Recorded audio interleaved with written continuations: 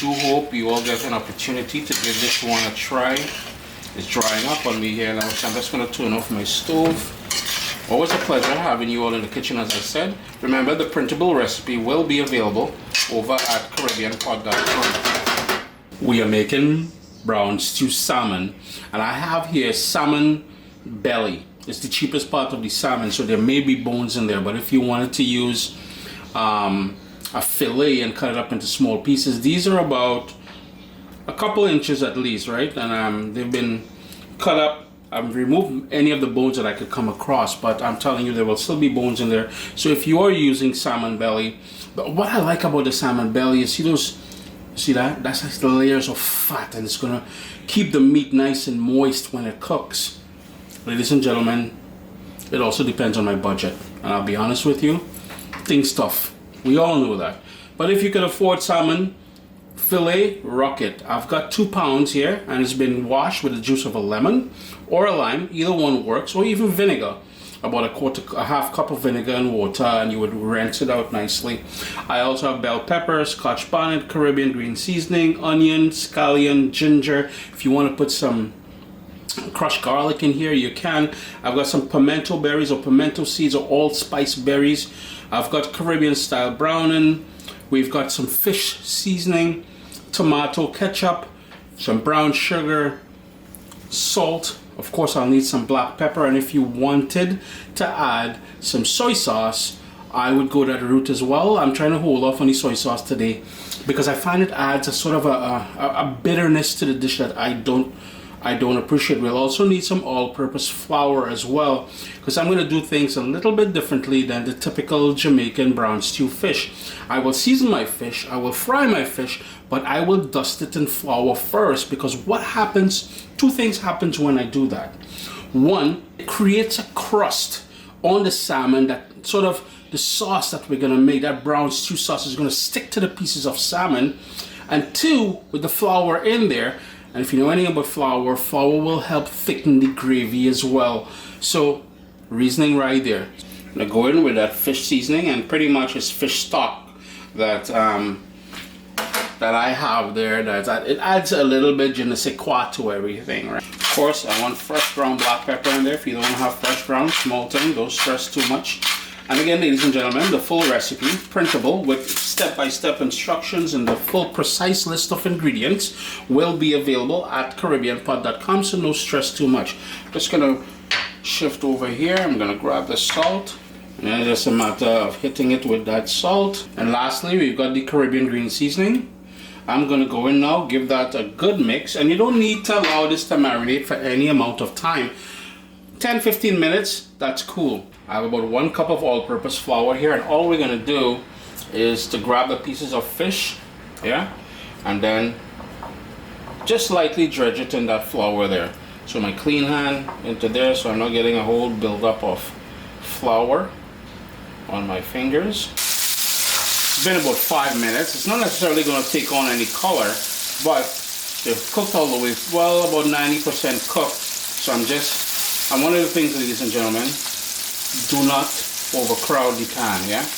You overcrowd it, then you're gonna run into issues. If you have a sort of a basket to remove them without them mashing up all over the place, that'll be a good idea as well, yeah? So I'm just gonna do the second batch, and then we'll continue. Just gonna reach over and grab some of this oil from frying the fish, and that's gonna be the base, because that has a lot of flavor in it, yeah?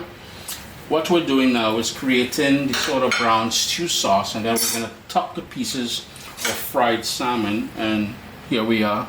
I don't know how good it is on the lighting there, but I have it on a medium flame now with that oil in there, and we're going to add all of the flavor ingredients in here. Thanks for allowing me 30 seconds of your time. Uncle Chris here, reminding you, printable recipes are available at CaribbeanPod.com. If you like the recipe that you're seeing right now, or any of my recipes, consider subscribing and sharing the link with your friends. And finally, I have cookbooks available for sale. I have 4 cookbooks, and I'm working on a few more. So if you head over to CaribbeanPod.com/cookbooks, there will be cookbooks there ready for you all. And if you wait till the end of the video, yeah, I'm going to force you to watch the video, or fast forward, I'll give you a discount code for those same cookbooks, you can get a discount. All right? What I forgot to mention earlier, in the same bowl where you marinated the fish, I would put 2 cups of water in there, because remember, it will have remnants of the seasoning that we used, and we want to make use of all of that. Onions, bell pepper, to help it come along. I'm going to add just a tiny bit of salt. Later on we can adjust the salt if we wanted to. And I want another little bit of fresh ground black pepper in there. And this is where you would add the garlic as well, if you were adding some garlic. What I do want to add is my grated ginger. I want my pimento berries to make an early appearance. And with the Scotch bonnet pepper, we've talked about this many times before, the seeds and the white membrane surrounding the seeds is where most of that heat is going to be. You can use an entire Scotch bonnet pepper. I chose to use the bottom part that is not as spicy. So in goes that Scotch bonnet pepper, and that's going to give it a lovely little kick without overdoing it. Now if you like it very spicy, of course go in with a ton more of that Scotch bonnet pepper. Give that a good mix just to waken up everything.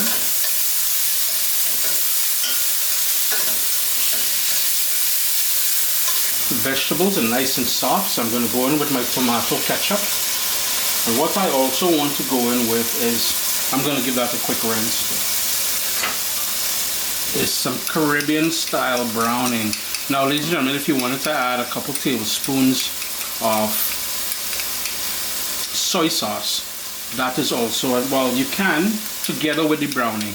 I just find that the browning on its own works a lot better personally, for my preference, because you get this sort of dark, rich notes of caramelized sugar in there. Of course, you want to mix that up just to sort of caramelize this natural sweetness of the tomato ketchup in there. I gave the container a rinse, so all of that ketchup is in there. To create this into a true sauce, of course, we've got to add the water. We're going to bring that up to a boil, and we're going to let that simmer for about 5 to 7 minutes, just to come together to waken up everything that's in there. I want to put some fresh thyme in there, so in goes that fresh thyme. Just going to top the thyme down within the liquid. And if the sauce looks runny at this point, I wouldn't stress if I were you. The whole idea now is to let this simmer, and then once we add the fish pieces in there, you know, earlier I alluded to the fact that the flour that we breaded the fish with will help thicken the sauce, and that is exactly what's going to happen. But for now, that's all we want to do. Now if you wanted to crush the pimento berries, because we're not long slow cooking this, you can crush it as well. I'm going to keep it whole. It's easy to identify later on and to fish out, because I'm not trying to bite into one of them things. So here we are, it's about 6 minutes later. What I want to do is to bring some balance, and I'm going to do that via some brown sugar. I'm going to turn my heat down just a little bit, just to be able to add the fish pieces in there now. Just be gentle, we're not trying to break it up too much, yeah? What I want to do is to sort of mix all of that lovely sauce, that brown stew sauce. Let that fish soak up all of that niceness. Yeah? Just like so. And we're almost done. We just gotta let this go for about 2 more minutes, just for that fish to heat up back and to bring all those lovely fishy notes. Salmon is a nice fish, man. When I say fishy notes, I don't know what I'm talking about, yeah? And just before I turn off the stove, I'm gonna go in with a whole whack of freshly chopped scallions. Some of you call it green onion, spring onion, whatever you call it. I'm going to turn off the stove. I'm going to fold that in. Chris here, CaribbeanPod.com. Always a pleasure having you all in the kitchen with me.